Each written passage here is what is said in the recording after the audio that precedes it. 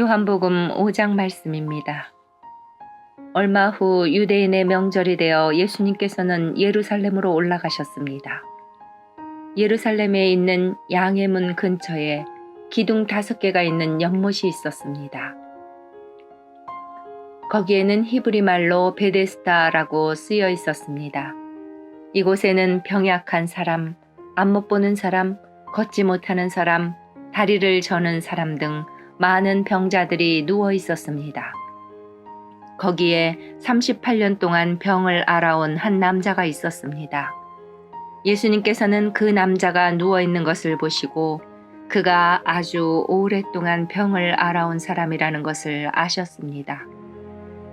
그래서 그에게 물으셨습니다. 낫기를 원하시오? 병든 사람이 대답했습니다. 선생님, 물이 움직이기 시작할 때 제가 연못 안으로 들어갈 수 있게 도와주는 사람이 없습니다. 제가 물속으로 들어가려고 하면 다른 사람이 저보다 앞서서 물속으로 들어가곤 합니다. 그때 예수님께서 말씀하셨습니다. 일어나서 당신의 침상을 들고 걸어가시오. 그 즉시 그 남자는 병이 나았습니다. 그는 그의 침상을 들고 걸어가기 시작했습니다. 그런데 그날은 안식일이었습니다. 그래서 유대인들은 병이 나은 그 남자에게 이렇게 말했습니다. 오늘은 안식일이요. 안식일에 당신이 침상을 들고 가는 것은 율법을 어기는 일이요. 그러자 그 남자가 대답했습니다. 나를 고쳐주신 분이 나에게 침상을 들고 걸어가거라 하고 말씀하셨습니다. 당신에게 침상을 들고 걸어가라고 말한 사람이 도대체 누구요? 라고 유대인들이 다시 물었습니다. 그러나 병고침을 받은 사람은 어떤 사람이 자기를 고쳐주었는지 알 도리가 없었습니다. 왜냐하면 그곳에는 많은 사람이 있었고 예수님께서는 이미 군중 속으로 사라진 뒤였기 때문입니다. 얼마 후 예수님께서는 성전 뜰에서 그 남자를 만나 그에게 말씀하셨습니다.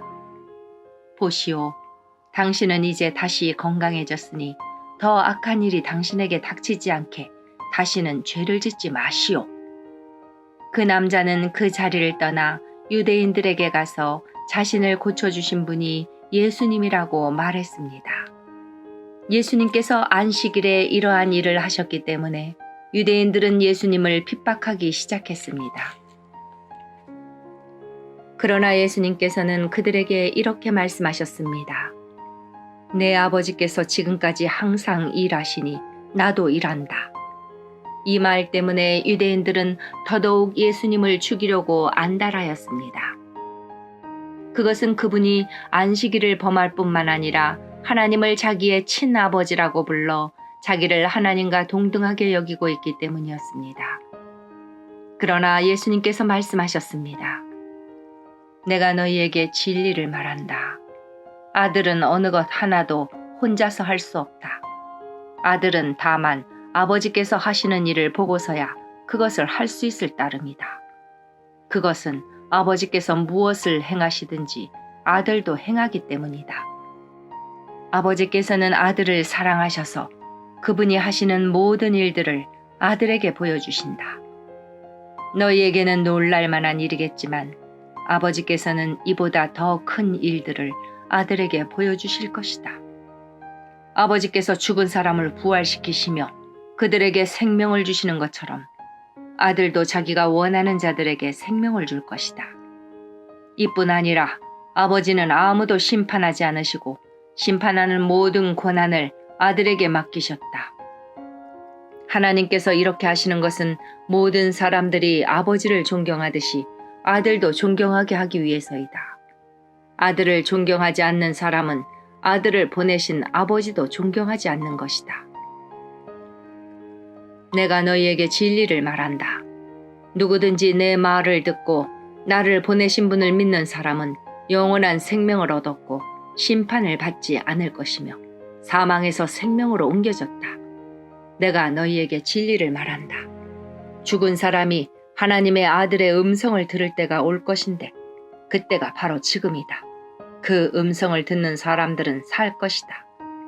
아버지 속에 생명이 있는 것처럼 아버지께서는 아들에게도 생명을 주어 그 속에 있게 하셨다.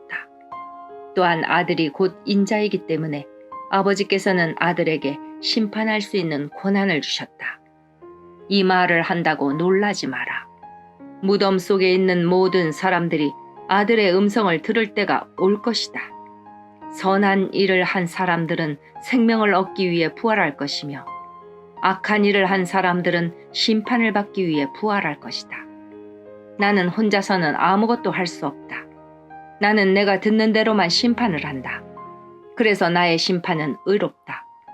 나는 내가 하고 싶은 것을 하려 하지 않고 오직 나를 보내신 분이 원하시는 것을 하려고 애쓴다. 내가 나 자신에 대하여 증언한다면 사람들은 내 증거를 참된 증거로 받아들이지 않을 것이다. 그러나 나에 대하여 증언하는 다른 분이 계시니 나는 그분이 나에 대하여 증언하는 것이 옳다는 것을 안다. 너희가 요한에게 사람을 보냈고 요한은 너희에게 진실되게 증언하였다. 그렇다고 해서 내가 사람에게서 증언을 받은 것은 아니다. 내가 이런 말을 하는 것은 너희가 구원을 얻을 수 있도록 하기 위해서이다. 요한은 타오르면서 빛을 내는 등불이었다. 너희는 잠시 요한의 빛 가운데서 기뻐하기를 원했으나 내게는 요한의 증언보다 더 큰 증언이 있다. 아버지께서 나에게 하라고 주셨고 지금 내가 행하고 있는 일들이 아버지께서 나를 보내신 것을 증언한다. 나를 보내신 아버지께서 친히 나를 증언해 주셨다. 너희는 지금까지 그분의 음성을 듣지도 않았고 그분의 모습을 보지도 않았다. 또한 너희는 아버지께서 보내신 사람을 믿지 않기 때문에 하나님의 말씀이 너희 속에 머물러 있지도 않는다. 너희는 성경에서 영생을 얻을 수 있다고 생각하여 성경을 부지런히 연구하고 있는데 바로 그 성경이 나를 증언하는 것이다. 하지만 너희는 영생을 얻기 위해 나에게 오는 것을 거절하였다. 내가 사람에게서 영광을 받으려는 것이 아니다. 나는 너희가 어떤 사람인지를 안다. 너희에게는 하나님을 사랑하는 마음이 없다.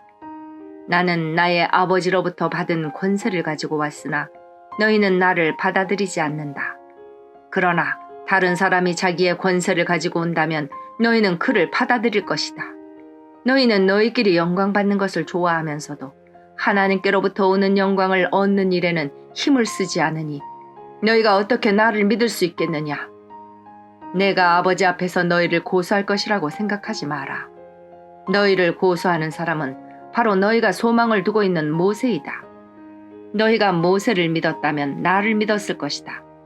왜냐하면 모세가 기록한 것이 나에 관한 것이기 때문이다. 너희가 모세의 글을 믿지 않는데 내가 말하는 것을 어떻게 믿을 수 있겠느냐? 아멘.